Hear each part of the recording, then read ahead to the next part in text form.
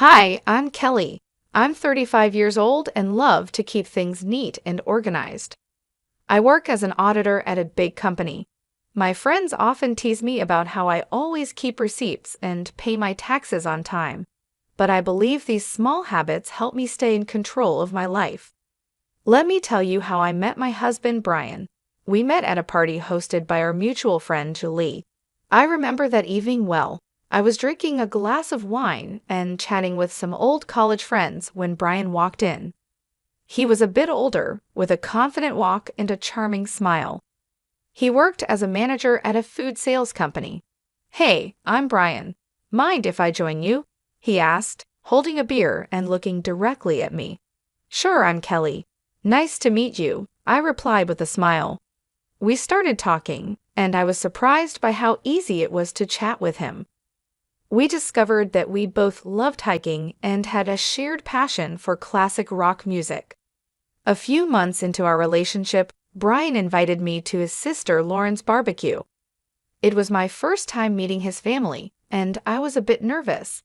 When we arrived, Lauren greeted us warmly, but her 5 kids were a different story. They were running around, screaming, and throwing toys everywhere. "Hey Lauren, this is Kelly," Brian said, introducing me. "Nice to meet you, Kelly. These are my little rascals, Paul, James, and Helen," Lauren said, barely holding onto James, who was trying to squirm out of her grasp. "Nice to meet you all," I replied, trying to hide my discomfort. As the evening went on, the kids got wilder. They were climbing on furniture, throwing food, and yelling at the top of their lungs. I looked at Brian, hoping he would say something, but he just smiled and shrugged. "Aren't they just full of energy?" he said with a chuckle. I forced a smile and said, "Yeah, they sure are." As Brian and I got closer, we started talking about our future together. He proposed to me during a hike on top of a beautiful hill overlooking the valley. It was simple and sweet, just the way I liked it. Our wedding was lovely, except for one little problem: Lauren's kids. They were running around, making a mess, and being loud. Lauren didn't seem to mind, and Brian thought it was funny. "Look at them, they're having so much fun," Brian said, laughing as he watched them spill drinks and toss food around. "Yeah, but they're also making a huge mess," I replied, trying to keep calm. "Oh, come on, Em, they're just kids. Let them enjoy," he said, shrugging it off. I didn't want to spoil our special day by arguing, so I let it go, hoping things would get better once we settled into our new life together. After we got married, Brian and I decided to buy a house. We had been living in a rented apartment, but we wanted a place of our own. I was really excited about this new chapter in our lives. One evening after work, Brian and I sat down to talk about our finances and how we would manage the costs for our new home. "Kelly, we need to figure out how we're going to split the costs," Brian said, leaning back on the couch. "Yeah, I've been thinking about that too," I replied. "I can handle the furniture, appliances, and some art pieces. What about you?" "Well, I was thinking I could buy you a new car. I know your old one is giving you trouble," Brian suggested. I was surprised and happy. "Really? That would be amazing. My car is practically falling apart." "Yeah, I've seen it struggle. It's time you had something reliable," he said with a smile. We started house hunting right away. After a few weeks of looking, we found a beautiful house that we both loved. It was a bit expensive, but we decided it was worth it. Moving in was a busy process, but I was excited about decorating our new home. I spent a lot of time picking out furniture and appliances, making sure everything was nice and stylish. One Sunday, Brian surprised me with a new car. It was a sleek, shiny sedan, and I was thrilled. "Brian, this is incredible. Thank you so much." I hugged him tightly and exclaimed, "Thank you so much, Brian. This means a lot to me." "You're welcome, Kelly. You deserve it," he said, looking proud of himself. As we settled into our new home, things seemed to be going well. We both enjoyed our jobs and loved coming home to our cozy house. But small things started to bother me. Brian's laid-back attitude, which I once found charming, was beginning to annoy me, especially when it came to household chores. "Brian, can you help me with the dishes tonight?" I asked one evening after dinner. I had a long day at work. Can't we just leave them for tomorrow?" he replied, looking at me with pleading eyes. "Brian, we can't keep putting things off. I'm tired too, but we need to keep this place clean," I insisted. "Fine, I'll do it," he said with a heavy sigh as he got up from the couch. A few months into our marriage, I started worrying because I couldn't get pregnant. It was really stressing me out. I went to the doctor, and he told me to be patient, that it would happen when the time was right. Still, it was hard not to worry about it. Meanwhile, Brian's sister, Lauren, with her 5 kids, was visiting a lot. Lauren lived in a neighboring state, but you'd think she lived next door with how often she was around. Every time she came over, she'd unload all her problems with her husband on me. It was non-stop. During dinner, while we were trying to relax, she'd be at it, talking about her issues. "Kelly, you won't believe what Richard did this time," Lauren would start, rolling her eyes. "Lauren, can we talk about something else for once?" I'd ask, trying to steer the conversation away from her marital drama. "Oh, come on, Kelly, I need to vent." "You're the only one who understands," she'd reply, not getting the hint at all. And her kids were a nightmare. As soon as they stepped into our house, it was like a circus. They'd run around, fighting with each other, throwing food, and just being loud. After a long week at work, all I wanted was some peace and quiet, but that was impossible with those kids around. "Guys, can you calm down, please?" I'd say, trying to keep my cool as they tore through the living room. "Why are you always so uptight, Kelly?" Lauren would snap at me whenever I tried to get her kids to behave. "They're making a mess, Lauren. I just cleaned the house," I'd respond, feeling my patience wearing thin. "Well, maybe if you had your own kids, you'd understand," she shot back one day, her words hitting me like a punch in the gut. I was shocked by how insensitive she was, especially since she knew how hard I was trying to get pregnant. It felt like a slap in the face, and I couldn't believe Brian didn't say anything to defend me. "Brian, are you going to let her talk to me like that?" I asked, my voice trembling with anger and hurt. "Kelly, calm down. You're making a big deal out of nothing," he said, taking her side again. "A big deal out of nothing? She just insulted me in my own home," I shouted, feeling tears start to form. I was so fed up. I couldn't keep living like this, constantly being disrespected in my own home, with my husband always siding with his sister. It was clear that something had to change, and soon. One Sunday, Lauren showed up with her 5 kids. She dumped them on me and said, "Kelly, I need a break from parenting. I'm going shopping." I couldn't help but chuckle at her mention of parenting. The woman barely knew what that meant. Every time she was here, it was like a zoo. "Fine, Lauren, but you better be quick," I said, already feeling stressed. "Thanks, Kelly, you're a lifesaver," she chirped, grabbing her purse and bolting out the door before I could say anything else. Great, I thought, just what I needed. I was in the kitchen trying to cook dinner. It's a long process, and I like things done right. But with those kids running wild, it was impossible to focus. They were yelling, running around, and making a mess. "Guys, can you keep it down?" I shouted from the kitchen, hoping they'd listen for once. Of course they didn't. Suddenly, I heard a loud crash. My heart sank.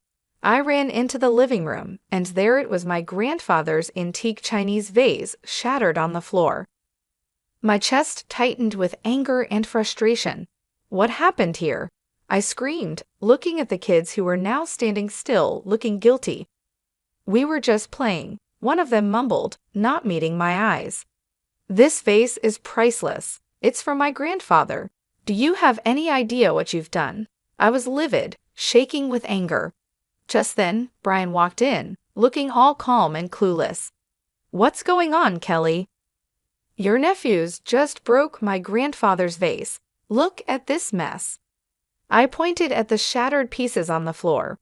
"Calm down, Kelly. It's just a vase. We can get it fixed, Brian said, shrugging like it was no big deal. Just a vase? This isn't about the vase, Brian. It's about respect. I'm tired of this.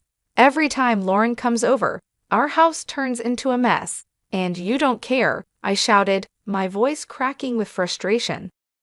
Just then, Lauren walked in with shopping bags, looking annoyed. What's all this yelling about? Your kids broke my grandfather's vase, Lauren. Look at this mess. I pointed at the floor, trying to hold back my tears. Well, maybe you should have kept a better eye on them, Kelly, she said, not even bothering to apologize. Are you kidding me? They're your kids, Lauren. I shouldn't have to watch them. I was furious, my hands shaking with anger. Brian just shook his head, looking annoyed. You're overreacting, Kelly. Just drop it. Overreacting? I've had enough of this.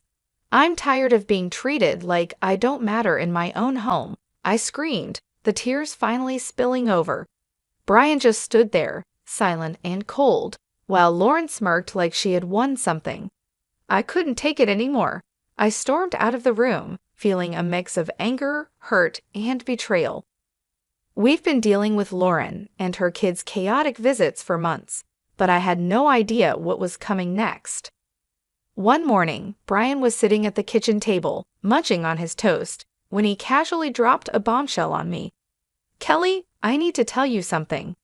Lauren's getting divorced, and she's moving in with us with the kids for a few months, he said, like he was just telling me the weather. I almost dropped my coffee. What? Are you serious? Our house is already a madhouse when they visit for a day. How are we supposed to handle them living here for months? She's my sister, Kelly. She needs our help. You need to be more understanding, he said, looking at me like I was the one being unreasonable. Understanding? I've been more than understanding, Brian, but this is too much. Why can't we rent a place for her nearby? I'll even pay for the first month's rent, I suggested, trying to keep my cool. No, she'll be better off here. Plus, you can help with the kids and keep things clean, he said like it was the most obvious thing in the world. I'm not a babysitter, Brian. I work too, and I need to relax when I get home. I said, my frustration boiling over. Stop being so selfish, Kelly. It's family, they need us, Brian said, his tone getting sharper. I'm not being selfish, Brian. I'm just asking for a fair solution. I don't want my life turned upside down, I said, feeling my anger rise. Well, they're coming tomorrow evening, so you better get used to the idea, he said, standing up and leaving the kitchen. I couldn't believe it. I felt completely blindsided and betrayed. The next morning, I woke up early, still fuming from our argument. I got dressed for work and went to grab my car keys, but they were nowhere to be found. When I called Brian, he answered, sounding way too calm for my liking. I took the car. It's mine, remember? I'm giving it to Lauren so she can use it for the kids, he said. I was stunned into silence for a moment. You're giving my car to Lauren? Are you serious right now? It's not your car, Kelly. I paid for it, and she needs it more than you do, he said, sounding matter-of-fact. That's the last straw, Brian. You've taken everything from me, and I'm done, I said, my voice shaking with anger. What are you talking about? Don't be dramatic, Kelly, he said, clearly not understanding. I stood there in the hallway, holding my phone, unable to believe what was happening. It felt like a nightmare I couldn't wake up from. How had things gotten so bad? I picked up the phone and called a moving company. Hi, I need a team to move some furniture and appliances today. It's urgent. The movers arrived a couple of hours later. I showed them around the house, pointing out the items to be moved. Take everything, the beds, sofas, chandeliers, even the faucets in the bathroom. The movers got to work, and soon the house started to look empty. I felt a strange sense of relief watching them carry out each piece of furniture. As the last item was loaded onto the truck, I directed them to my mom's house. Everything goes there. Thanks for the quick work, guys, I said, handing them a tip. With the house now bare, I grabbed my essentials and headed to my mom's place. A few hours later, my phone started buzzing. It was Brian calling repeatedly. I ignored the calls, feeling a mixture of anxiety and empowerment. That evening, there was a loud knock on my mom's door. I opened the door to find Brian standing there, looking furious. "What the hell, Kelly? What did you do?" he shouted as he stormed into the living room. "I took my stuff, Brian. You took the car, so I took what I bought," I said, keeping my voice calm. "This is insane. You stripped the house bare. Where are Lauren and the kids supposed to sleep?" he yelled, his face red with anger. "That's your problem, Brian. You made this mess, now you deal with it," I replied, crossing my arms. "You're a thief, Kelly. You stole everything," he shouted, waving his arms around. "I didn't steal anything. Here are the receipts," I said, pulling out a folder and showing him the proof of purchase for all the furniture and appliances. He looked through the receipts, his anger turning to frustration. "Fine, Kelly. If this is how you want to play it, I'll file for divorce." I took a deep breath and handed him a stack of papers. "Already done. Here are the divorce papers. Sign them, and we're done." He stared at the papers, his face pale. "You're really serious about this, aren't you?" "Dead serious, Brian. I deserve better than this," I said, feeling a strange sense of calm wash over me. He took a pen from his pocket, signed the papers without another word, and handed them back to me. "Fine, Kelly. Have it your way." I watched as he turned and walked out of my mom's house, the door slamming behind him. I stood there for a moment, feeling a mix of relief and sadness.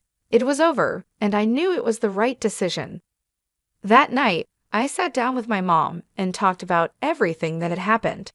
She was supportive and agreed that I had made the right choice. "Kelly, you've been through a lot.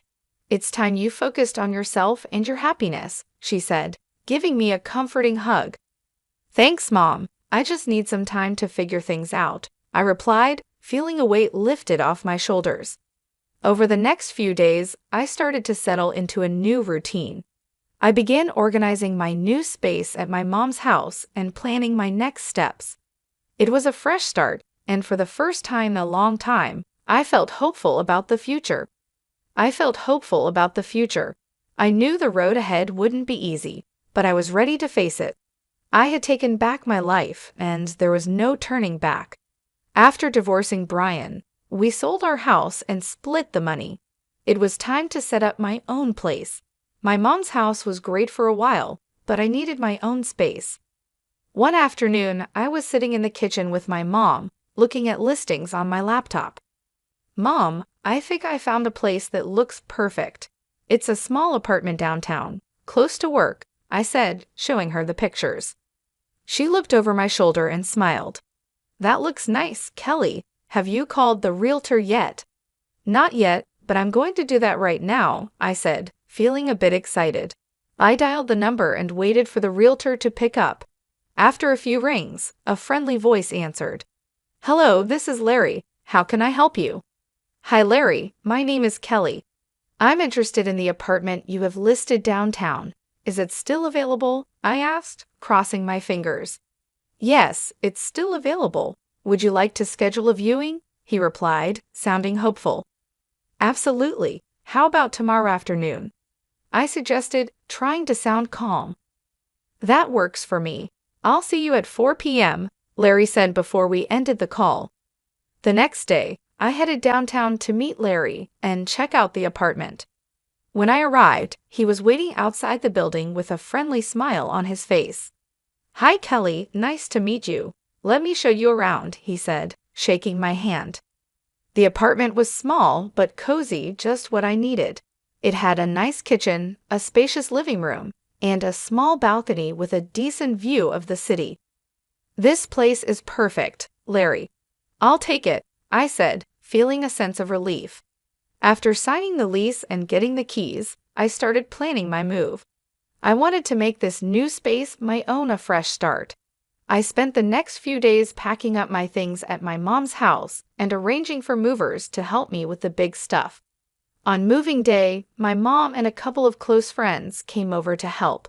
As we loaded the last box into the moving truck, I felt a mix of excitement and nervousness about this new chapter in my life.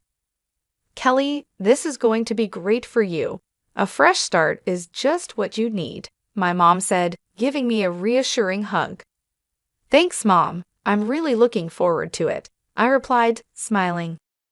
We drove to my new apartment, and with everyone's help, we had everything unloaded and set up in no time. As I looked around my new space, I felt a sense of accomplishment and excitement for what lay ahead. I looked around my new place and felt a sense of pride and peace. It was the start of a new chapter, and I was ready for it. That evening, I invited my mom and friends to stay for dinner to celebrate the move. We ordered pizza and sat on the floor, surrounded by boxes and laughter. "Cheers to Kelly and her new place," my friend Julie said, raising her glass of soda. "Thanks, guys. I really appreciate all your help and support," I said, feeling grateful. As the night went on, we talked and laughed, and for the first time in a long time, I felt truly happy and free. After the party, as I sat on my balcony looking out at the city lights, I thought about everything I had been through and how far I had come. I was proud of myself for taking control of my life and making the changes I needed. I heard from some mutual friends that Brian used his share of the money to buy a small apartment. Now he's living there with Lauren and her 5 kids. Brian's working 2 jobs to keep up with the bills while Lauren still isn't working. They're fighting all the time. One day, out of the blue, Brian called me. I was surprised to see his name pop up on my phone, but I decided to answer, curious about what he had to say. "Hello, Brian. What's up?" I answered, trying to keep my voice neutral. "Kelly, please just hear me out," he started, sounding desperate. "I know I messed up. I'm so sorry for everything. I didn't realize how hard it was for you with Lauren's kids." I couldn't help but laugh a little. "Really, Brian? You're realizing this now, after all this time?" "Yeah, I know it's late, but I'm serious. I've been thinking a lot, and I miss you. I miss us. Can we start over? I'm ready to move into your apartment and make things right," he said, his voice almost pleading. I chuckled, shaking my head in disbelief. "Brian, you've got to be kidding me. You think you can just waltz back into my life like nothing happened?" "Kelly, I'm serious. I'll do whatever it takes. I'll even take on more work to make it up to you," he said, sounding more desperate. "Brian, I've moved on. I'm happy now. I'm not looking to go back to that mess," I replied firmly. "Come on, Kelly. We can make it work this time. I've changed," he insisted. I sighed, feeling a mix of pity and frustration. "Brian, it's over. You need to focus on your life and your family." "I'm not interested in going back to that chaos," I said, trying to stay calm but firm. "Kelly, please, I'm begging you," Brian said, his voice breaking with desperation. "Brian, no. I found peace without you, and I'm not giving that up," I said, standing my ground. "Take care, Brian. I hope you find your way." I hung up the phone, feeling a strange mix of relief and closure. It was clear that Brian was struggling, but I couldn't let his problems drag me back into a situation I had worked so hard to escape. Later that day, I met up with Julie for coffee and told her about the call. We sat in our favorite little cafe, the aroma of fresh coffee and baked goods filling the air.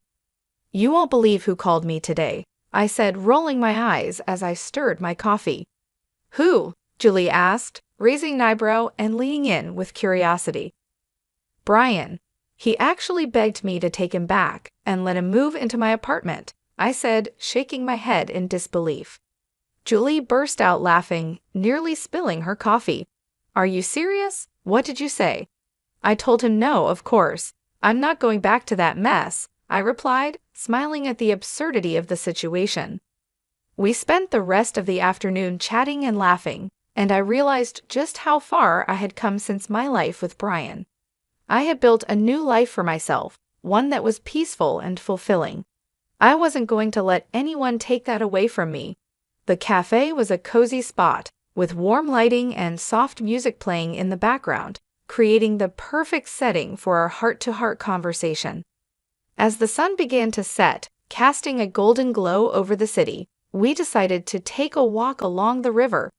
The cool breeze was refreshing, and the sound of water flowing gently against the banks added a calming effect to our stroll. "I can't believe how much has changed in just a few months," I said, looking out over the water, the lights from the buildings reflecting off the surface like tiny stars. "You've come a long way, Kelly. I'm really proud of you," Julie said, giving me a supportive pat on the back. "You're stronger than you think you know." "Thanks, Julie.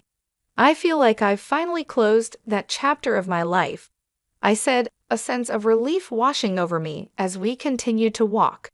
"I'm ready to move forward with confidence and joy." The next few days were busy but fulfilling. I started to settle into a new routine and begin organizing my new space at my mom's house. It felt good to have my own place again, even if it was temporary. My mom's house was warm and welcoming, and she was incredibly supportive during this transition period. I spent a lot of time decorating my room, making it feel like my own little sanctuary. I put up some of my favorite artwork, arranged my books on the shelves, and set up a cozy reading nook by the window. It was a space where I could relax and feel at peace, away from the chaos and stress of the past. One evening, as I was unpacking the last of my boxes, my mom came into the room with 2 cups of tea. "Thought you might need a break," she said, handing me a cup and sitting down on the edge of the bed. "Thanks, Mom. I appreciate it," I said, taking a sip of the warm tea. It was soothing, and the familiar taste brought a sense of comfort. "You've been through a lot, Kelly. It's time you focused on yourself and your happiness," she said, giving me a comforting hug. "You deserve it." "I just need some time to figure things out," I replied, feeling a weight lifted off my shoulders as I looked around my new space. Over the next few days, I continued to adjust to my new life. I started planning my next steps, looking into new opportunities and setting goals for the future. It felt like a fresh start, and for the first time in a long time, I was genuinely excited about what lay ahead. One afternoon, I decided to go for a walk in the nearby park. The weather was perfect, with a gentle breeze and clear blue skies. As I walked along the tree-lined paths, I thought about all the changes I had made and how far I had come. I felt a deep sense of satisfaction and peace, knowing that I was on the right path. I bumped into some old friends while walking and ended up spending the afternoon catching up with them. It was great to reconnect and share my experiences, and they were happy to see that I was doing well. We talked about old times, laughed about silly memories, and made plans to meet up more often. It was comforting to know that I had a strong support system and people who cared about me. As the sun set, I headed back to my mom's house, feeling content and hopeful. I knew the road ahead wouldn't always be easy, but I was ready to face it with courage and determination. I had taken back control of my life, and I wasn't going to let anyone or anything disrupt my newfound peace and happiness.